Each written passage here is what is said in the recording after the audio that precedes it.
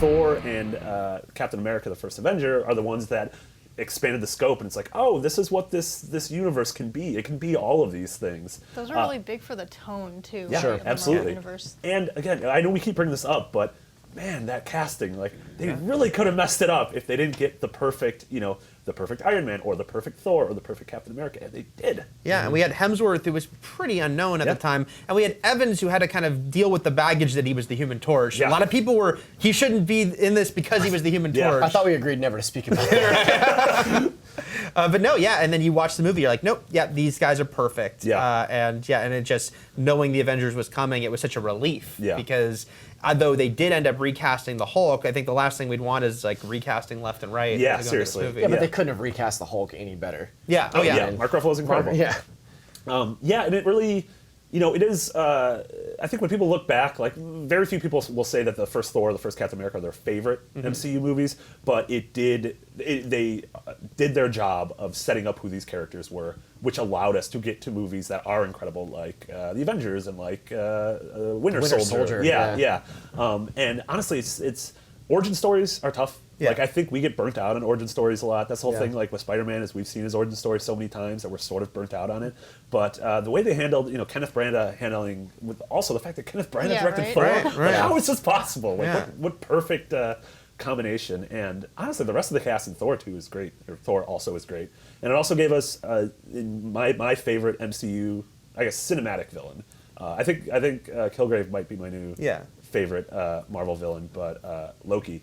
Is, Yeah, I mean, I think that's everyone's. If you were to like look at all the villains across all the movies, I think Loki is pretty much everyone's favorite. And yeah, just awesome casting. It's crazy that he actually auditioned to play Thor. Initially, can't imagine that. But he's so perfect as Loki. And in that movie, there's a more sympathetic side to him. We're seeing. While at the same time being the trickster, being this guy who's so duplicitous. I thought he was perfect. The first Thor, not a great movie. It's a good fun movie, but the casting of those two guys especially is so crucial. Oh yeah, I mean that's so much of the, especially the Avengers, hinges on that casting. It's so great. And then let's talk a little bit about First Avenger. Not enough Dutch angles for me.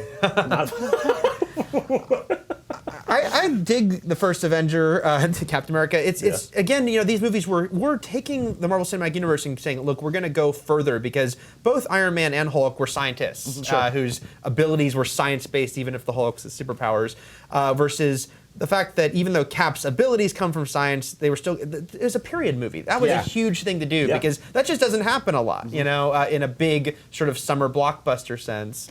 And had its own tone, and they really kind of embraced. I love that Joe Johnston directed it. He directed The Rocketeer, which is a really great who's in movie. The Rocketeer? John Locke. John Locke. Oh, that's right. He is. Yeah. He's Howard Hughes. Yeah. So I thought that was perfect. I mean, the other Cap movies, I'm just guessing based on the Civil War trailer, very different tonally, but I think that's appropriate.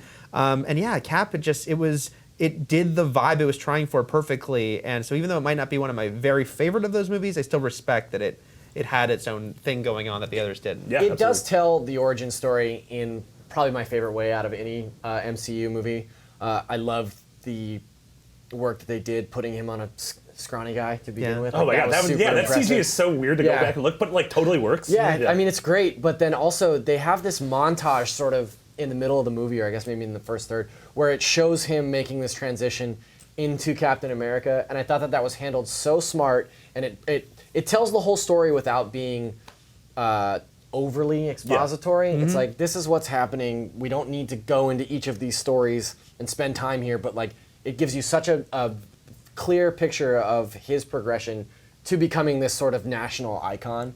Yeah. And he might have, Captain America might have the most interesting arc, I think, across all of the movies. I mean, he went from, to have him go from that little scrawny guy to pretty much an arm of propaganda to try to sell war bonds, to the sort of America's poster boy, to now you see in Winter Soldier and Civil War the fact that like him and Iron Man are sort of switching these roles. Like the Battle of New York would change them both in dramatically different ways, which I think is super interesting. Also, the first Cap movie, we should give credit for introducing Peggy Carter. Yes, absolutely. Who was a character from the comics, but she was just backstory, really. Yeah. She had a few appearances, but it's like that was his World War II girlfriend.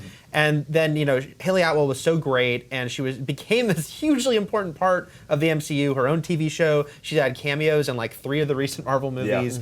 And so, that movie, I think it was a great pairing, the two of them.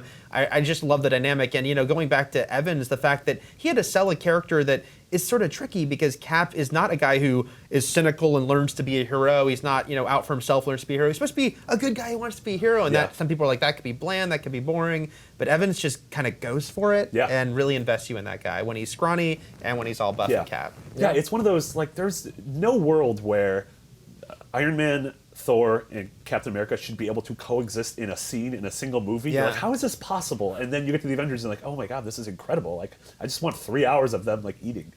I just want that shawarma scene. That shawarma scene. Hours.